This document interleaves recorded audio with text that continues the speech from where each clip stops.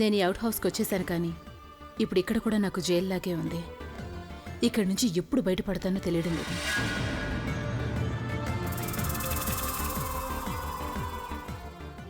నాకున్న ఆ ఫ్రెండ్ తను ఎప్పుడు చూసినా ఏడు మొహం పెట్టుకుని తన ప్రాబ్లమ్స్కి సొల్యూషన్ కోసం వస్తుంది. నాకు మెహ్రా హౌస్ గురించి ఇన్ఫర్మేషన్ కావాలంటే నేను తన్ని భరించక తప్పదు. మరి ఆలియా, ఆలియా, నేను ఇక్కడే ఉన్నాను. నువ్వెటైనా బయటకు వెళ్ళావేమో అనుకున్నాను. జైలు నుంచి వచ్చిన తర్వాత ఇప్పుడు ఇది నాకు మరో జైల్లా మారిపోయింది. నేను ఇక్కడి నుంచి ఎక్కడ బయటకు వెళ్తాను? సరే వదిలే. ఇప్పుడు నువ్వేం ప్రాబ్లం తీసుకొచ్చావు? ప్రతిసారి నేను ప్రాబ్లం తీసుకుని రానాలియా.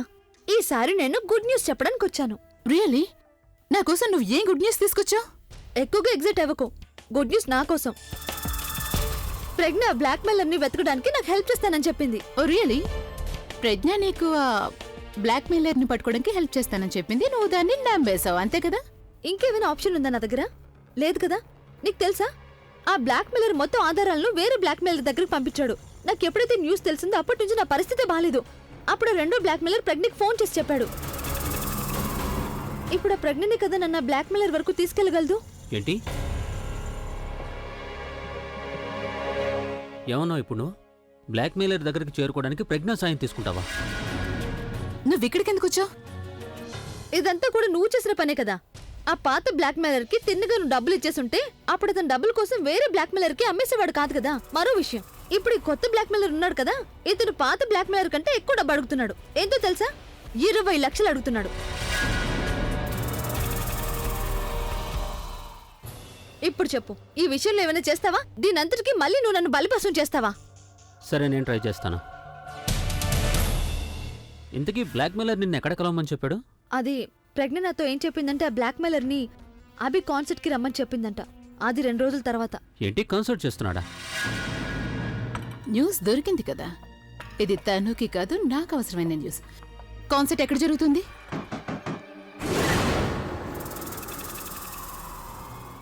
ఆలియా, ఆలియా, నేను వైశాలి వదన్ని. లోపలికి రావచ్చా? 2 నిమిషాలు. ముందు తను దాచాలి. తలుపు తెరిచే ఉంది కదా.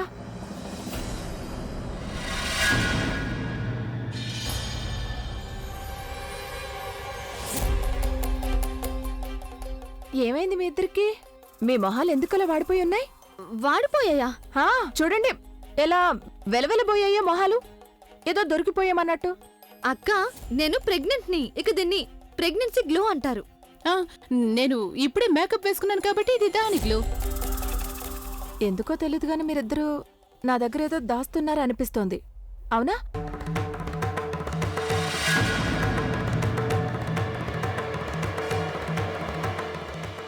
ఇక్కడ ఎవరైనా ఉన్నారా ఏంటి? అభి వచ్చాడా? నీకేమైనా మతికని పోయిందా ఏంటి? మీకు బాగా తెలుసు కదా అన్నయ్య నా మీద ఎంత కోపంగా ఉన్నాడో. అది తెలుసు కూడా మీరు ఎలాంటి ప్రశ్న అడుగుతున్నారు? అన్నయ్య ఇక్కడికి ఎందుకు వస్తాడు? అదైతే నాకు కూడా తెలుసు, కానీ మీరిద్దరూ కాకుండా ఇక్కడ ఇంకొకరు ఎవరో ఉన్నారు. నాకు వాళ్ళ గొంతు వినిపించింది ఆలియా. అరే వైశాలి వదిన, మీరున్నారే, రాజనే మీకు దూరంగా ఉండటం మొదలు పెట్టిన దగ్గర నుంచి ఎవరు మాట్లాడినా మీకు రాజనే మాటలాగే వినిపిస్తున్నాయి. నువ్వు చాలా సరిగ్గా చెప్పావు. నా పరిస్థితి ఇప్పుడు అలాగే ఉంది. కానీ నాకు రాజు గొంతు చాలా బాగా తెలుసు కదా. మీ ఇద్దరు గొంతు కాకుండా నాకు మరొకరు గొంతు వినిపించిందని చెప్పానుగా, అది రాజుది కాదు, వేరే ఎవరిదో గొంతది. ఇంకెవరంటే నాకు గుర్తొచ్చింది. షాపింగ్ కి ఎందుకు వెళ్ళకూడదు?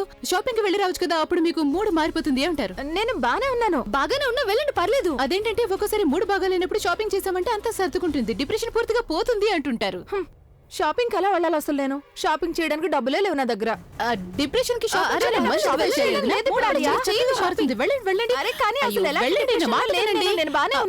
వదినా. తిరిగి వచ్చాక ఏమేమి కొన్నారో మాకు చెప్పండి, ఓకేనా? బాయ్.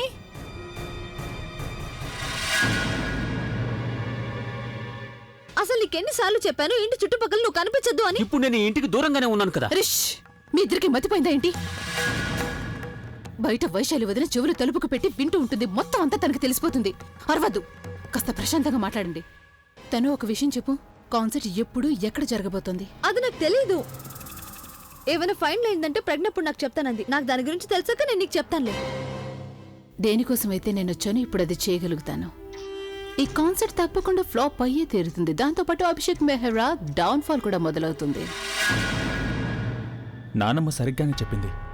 ఈ మొగాంబోతో ఎంత అనుకున్నా ఎవరూ కూడా ప్రేమగా మాట్లాడలేరు. చేతులు జోడించి రిక్వెస్ట్ చేస్తే తను నా నెత్తికెక్కి కూర్చుంది.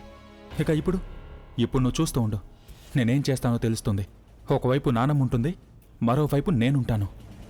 తర్వాత చూస్తాను తను డివర్స్ ఎందుకు ఇవ్వదని. ఇప్పుడే వెళ్ళి నానమ్మతో మాట్లాడతాను. ఏం చేసొచ్చావు? అభికి ఒక్క మాట కూడా చెప్పకుండా తన్నుని ఇక్కడికి తీసుకొచ్చావు. ఇప్పుడేం చేస్తావు? షో ఎలా జరుగుతుంది? అమ్మమ్మ, నాకు చాలా కోపం వచ్చింది. అసలే నా కారణంగా కోపంతో అయినా చేతికి దెబ్బ తగిలించుకున్నారు. ఆ దెబ్బకి నాకు బదులు మందు ఆ తన్ను రాసింది. తన గురించి తనేమనుకుంటోంది? సరే, ఇప్పుడు ఏమైందొద్దునా, నేను అభి రెండో చేతికి కూడా ఏదో ఒక విధంగా దెబ్బ తగిలేటట్టు చేస్తాను. అప్పుడు ఈసారి మీరు వెళ్ళి కట్టుకట్టండి. తన గురించి కేర్ తీసుకునే అవకాశం మీకే దక్కుతుంది. ప్రవీణ్, నువ్వు జోకులేస్తున్నావా? సారీ వదినా, మీరు కోపం తెచ్చుకోకండి ప్లీజ్. వదిలేయండి. తర్వాత ఏం చేయాలో దాని గురించి ఆలోచించండి. మీరిప్పుడు షో ఎలా చేస్తారు? నానమ్మ, షో ఎలాగైనా సరే చేసి తీరాల్సిందే. తనుతో షో గురించి చెప్పారు, బాణం కూడా వేయడం జరిగిపోయింది. ఇప్పుడు మనం ఆలోచించాల్సిందలా అభిని ఎలా ఒప్పించాలని. నేను కూడా అదే ఆలోచిస్తున్నాను. ఇప్పుడేం చేయాలి? అభిని ఎవరు ఒప్పిస్తారు? మీరు నా పేరు మాత్రం చెప్పకండి. నేను అభిని ఒప్పించలేను. నేను ప్రజ్ఞ వైపు మాట్లాడుతున్నానని వాడికి అనుమానం వస్తుంది. నానమ్మ, ఒప్పించడానికి ఒకవేళ నేను వెళ్ళినా తను నన్ను నోరు మూయించి కూర్చోబెడతాడు. అందుకని నేను వెళ్తే కూడా ప్రయోజనం ఉండదు కదా. నేను ఈసారి పూర్తి ప్లానింగ్తో పాటు మొగాంబు మీద అటాక్ చేయాల్సి ఉంటుంది. అప్పుడు తనకి అసలు తప్పించుకోవడానికి ఏ దారి దొరకదు. అభి, నువ్వు ఇక్కడ కలవడమే మంచిదైంది. నేను నీకోసమే వస్తున్నాను. నేను నీతో మన రాజు గురించి చాలా ముఖ్యమైన విషయం ఒకటి మాట్లాడాలి. నా దగ్గరికి వెళ్దాం రా. బాబాయ్, నేను నానమ్మతో చాలా ముఖ్యమైన విషయం ఒకటి మాట్లాడాలి. నీకు అర్జెంట్ లేకపోతే తర్వాత మాట్లాడుకుందాం. సరే, వెళ్ళి నానమ్మతో మాట్లాడరా, మనం తర్వాత మాట్లాడుకుందాం. నేనెలా ఈ టైంలో ఆయన నేను చెప్తే ఎక్కడ వింటారు? ఇలా చూడు ప్రజ్ఞ, పెరుగైతే నువ్వే తోడు పెట్టావు. ఇక లస్సీ కూడా నువ్వే చేయాల్సి ఉంటుంది.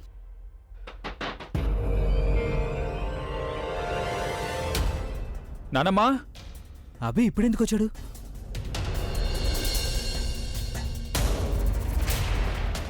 త్వరగా వెళ్ళు, త్వరగా వెళ్ళు. వదిన వదిన, అక్కడికొద్దు. మీరు ఒక పని చేయండి, బాత్రూంలోకి వెళ్ళండి. అభి ఉన్నాడు కదా అక్కడ. బాత్రూంలోకి వెళ్ళు, వెళ్ళు. తలుపు తెరవండి ప్లీజ్.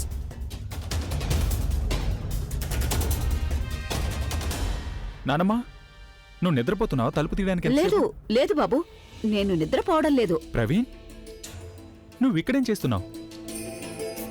తనని నేనే రమ్మని పిలిచాను. నీకు ప్రజ్ఞకి డివోర్స్ కావాలి కదా, దాని గురించి మాట్లాడడం కోసం. ఏమన్నాడు తను? తను కూడా ఇదే చెప్తున్నాడు అభి. తనతో ప్రేమగా మాట్లాడాలి, లేకపోతే పని జరగడం కష్టమని. అరే లేదు నానమ్మా, నేను తప్పుగా అనుకున్నాను. ప్రజ్ఞ లాంటి అమ్మాయి ప్రేమ లాంటి వాటిని అర్థం చేసుకోలేదు. అందుకని వంకర మనుషులతో మనం వంకరగానే బిహేవ్ చేయాలి, హార్ష్గా మాట్లాడాలి. అరే నేను తనతో కాస్త ప్రేమగా మాట్లాడేసరికి తను ఏమనుకుందంటే మనం అవకాశవాదులు అని. ఒకరి అవసరాన్ని అవకాశంగా తీసుకోవడం తనకి చాలా బాగా తెలుసు కదా. అందుకే ఇక తనతో ఎవరు ప్రేమగా మాట్లాడకూడదు. తనే కదా బంధం తెంచుకుంది, అందుకే తానే డివోర్స్ ఇవ్వాలి.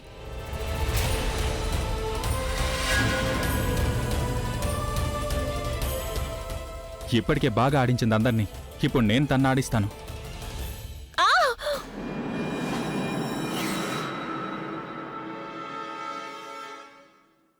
ఏంటి సౌండ్? నానమ్మ, నానమ్మ ఏమైంది? నానమ్మ నువ్వు కూర్చో ముందు.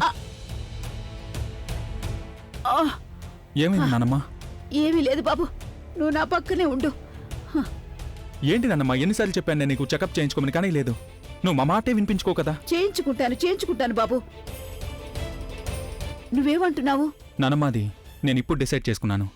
తన ముందు నేను ఎలాంటి రిక్వెస్ట్ ఉంచాను, అలాగే నా అవసరాలు కూడా చెప్పను. ఇప్పుడు తను ఎలా ఉందో అలాగే మనం కూడా తనతో మాట్లాడాలి, రూడ్గా. తను నా కోపాన్ని పూర్తిగా చూడలేదు. ఒకసారి నా కోపాన్ని చూపించానంటే అప్పుడు వెంటనే డివోర్స్ ఇచ్చేస్తుంది. ఈయన చాలా కోపంగా కనిపిస్తున్నారు. ఇప్పుడు నేనేం చేయాలి? నాలాగే మీరు కూడా తనతో ప్రేమగా మాట్లాడకండి, సరేనా? మీరు కూడా తనతో రూడ్గా మాట్లాడండి. డివోర్స్ తీసుకోవడం మన అవసరం అని తనకు చూపించకండి. డివోర్స్ తీసుకోవడం మన హక్కు అన్నట్టుగానే తన ముందు బిహేవ్ చేయాలి. ఒకవేళ తనేమైనా అందంటే మీరు నాకు చెప్పండి, నేను నా పద్ధతిలో తనకు బుద్ధి చెప్తాను. ఏమైంది, మీరెందుకు మాట్లాడడం లేదు? నువ్వు సరిగ్గానే చెప్పావు బాబు, అలాగే చేయాలి మనం. నాకు కూడా ఇలాగే అనిపించింది. చాలు నానమ్మ, ఇప్పటికే చాలా ఎక్కువైపోయింది. ఇక తనకి బుద్ధి చెప్పే టైం వచ్చింది. ఇప్పటికే చాలా ఎక్కువ చేసింది తను. నేను తన్ని వదిలిపెట్టను.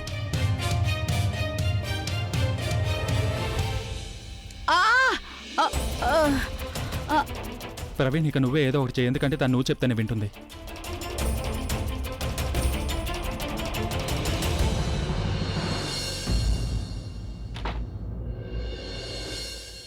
వదినా బయటికి రండి, అభి వెళ్ళిపోయాడు.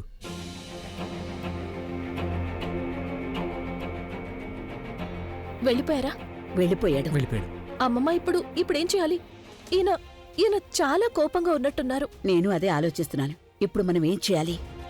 వదిన ఏదో ఒకటి చేసి తీరాల్సింది. మీరు తన్ను కూడా ఈ విషయం అంతా చెప్పేశారు కదా. ప్రవీణ్ ఒకవేళ ఆయన నా మాట వినలేదంటే అప్పుడు ఒప్పించి తీరాల్సిందే కదా.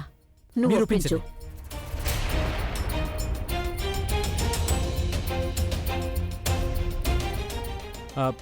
సరే వదిన, నానమ్మ, 2 రోజుల్లో మనం కాన్సర్ట్ చేయాలంటే దానికి అన్ని ఏర్పాట్లు ఇప్పటి నుంచే మొదలు పెట్టాల్సి ఉంటుంది.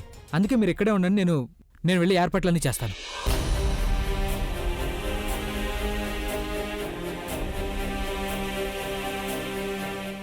ఇలా చూడమ్మా, ఇప్పుడు ఇందు కూడా లేదు కదా. నేను వెళ్ళి దీపం పెట్టేసొస్తాను. నువ్వు ఆ పని చేయి. ఇక్కడే కూర్చుని ప్రశాంతంగా ఆలోచించు. అది కాదమ్మమ్మ, నేను భగవంతుడికి ప్రార్థన చేస్తాను నీ పని జరగాలి అని, ఎలాగోలా అభి ఒప్పుకోవాలి అని. అంతా సర్దుకుంటుంది ప్రజ్ఞ. నేను వెళ్ళొస్తాను. కూర్చుని ఆలోచించు.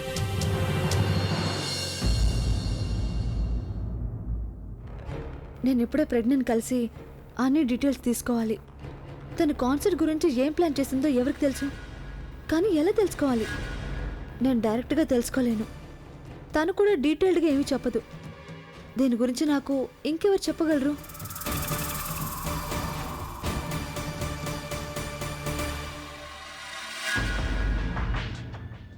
నాకు దొరికాడు కదా ప్రజ్ఞ చెంచా. వీడు నాకు అన్నీ చెప్తాడు. ఇదిగో చెంచా.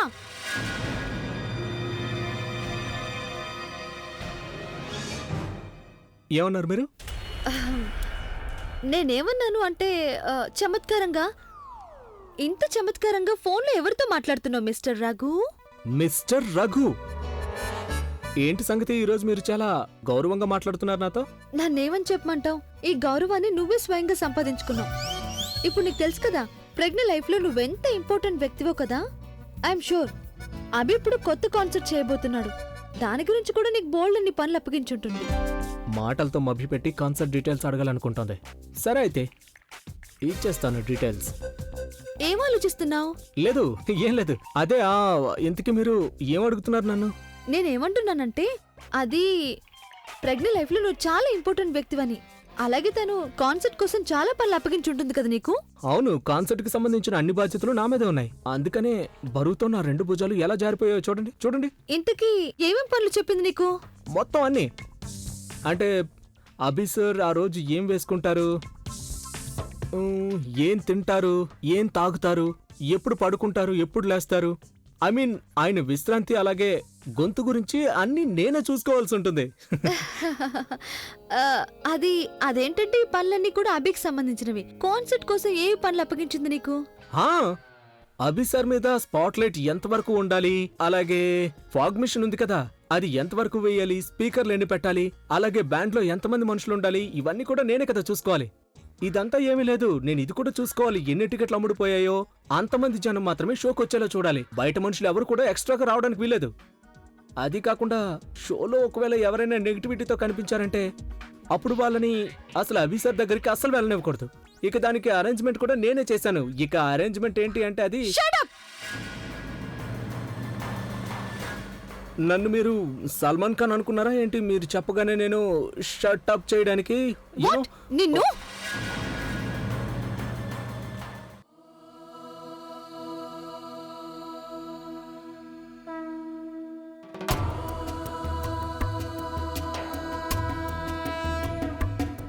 నా ఈ పోరాటంలో ఇదే నా ఆఖరి పరీక్ష.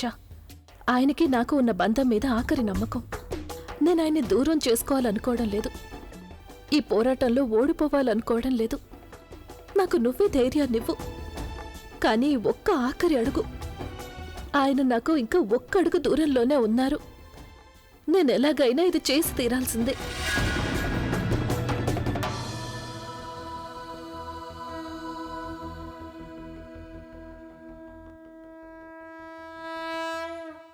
కానీ నేనెలా చెయ్యాలి? ఏం చేసినా సరే ఆలోచించి చెయ్యాలి. ఈసారి అనుకున్నది జరగలేదంటే ఇక ఎప్పటికీ జరగదు. అలాగని నేను ఈసారి కూడా ఆలోచిస్తూ ఉండిపోలేను. ఎందుకంటే ఆయన నా మీద చాలా కోపంగా ఉన్నారు. నేను ఆయనతో ఏం మాట్లాడినా సరే దానికి రివర్స్లోనే జవాబు చెప్తారు. ఇప్పుడు నేనేం చేయాలి? నేను ముందుగా ఏం చేయాలంటే దానివల్ల ఆయన కోపం అంతా మర్చిపోవాలి. మైండ్లోంచి కోపం అంతా పోయిందంటే అప్పుడు నేను చెప్పింది అర్థం చేసుకుంటారు. అవును, ఇదే సరిగ్గా ఉంటుంది. తర్వాత జరిగే దాని గురించి ఆలోచిస్తాను. मुझे तो ना सारी चीजें ना साफ साफ दिखाई दे रही हैं।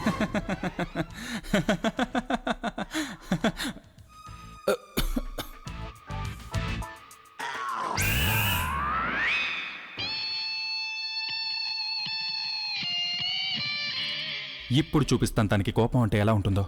4 గోడల మధ్య పొంగుతున్న జ్వాలాముఖిని చూపిస్తాను నేను తనకి. దేవుడా, నాకైన మొహం చూస్తేనే భయం వేస్తోంది. ఏం చేయాలి? ఎలా మాట్లాడాలి? కాన్సర్ట్ గురించి వినగానే కుదరదని చెప్పేస్తారు. కానీ నేను ఆయనతో మాట్లాడి తీరాల్సిందే. ఇదే నా ఆఖరి ప్లాన్ కదా. దేవుడా, నువ్వే నాకు ధైర్యం ఇవ్వు. నువ్వు ఎలాగైనా నాకు సహాయం చెయ్యి.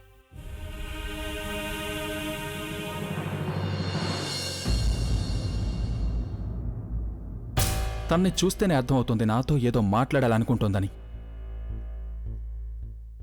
అలాగే మోహన్ చెప్తోంది నాకు ఈ విషయం చాలా ఇంపార్టెంట్ అని. అది నిజానికి నేను మీతో కాస్త మాట్లాడాలి. అవును, కానీ ఈ విషయం చాలా చాలా ఇంపార్టెంట్ విషయం.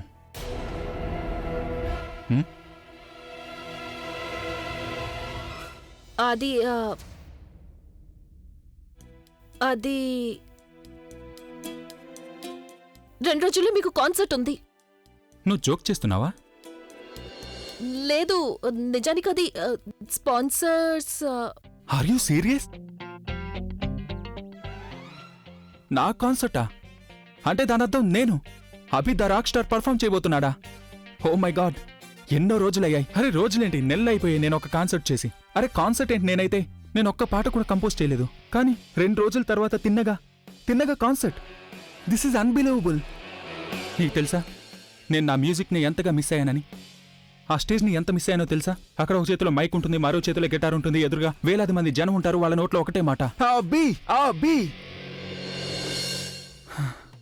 నా ఫ్యాన్స్ అందరూ నా పాటలు వినడం కోసం తప్పిస్తూ ఉంటారు. అలాగే వాళ్ళ నోటి నుంచి నేను నా పేరు వినడానికి. ఆఫ్ కోర్స్ నేను ఈ కాన్సర్ట్ చేస్తాను, 100% చేస్తాను.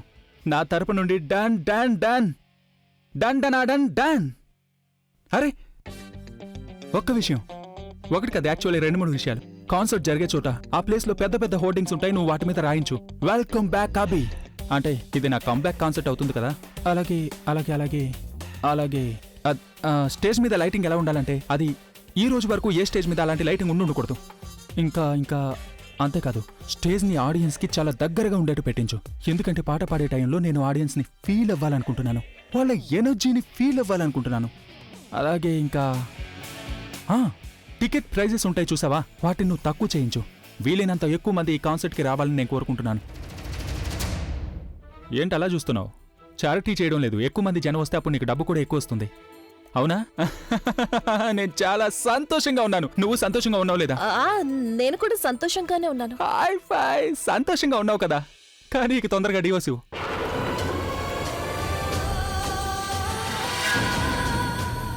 ఆ తర్వాత నువ్వు ఎక్కడ చెప్తే అక్కడ నేను పర్ఫామ్ చేయడానికి రెడీగా ఉంటాను.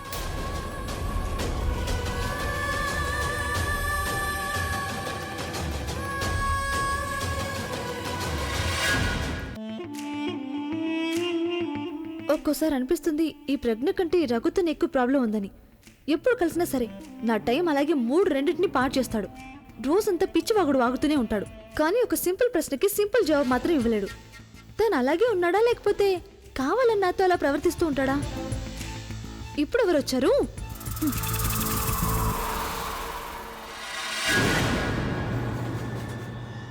అభి, నువ్వా? ప్రజ్ఞ అభికి బ్లాక్మెయిలర్ గురించి చెప్పలేదు కదా? ఏమైంది, నన్ను చూసి ఎందుకు కంగారు పడుతున్నావు? లోపలికి రమ్మనవా? ఐఎమ్ సో సారీ, నేను ఏదో ఆలోచిస్తున్నాను. ప్లీజ్ లోపలికి రా.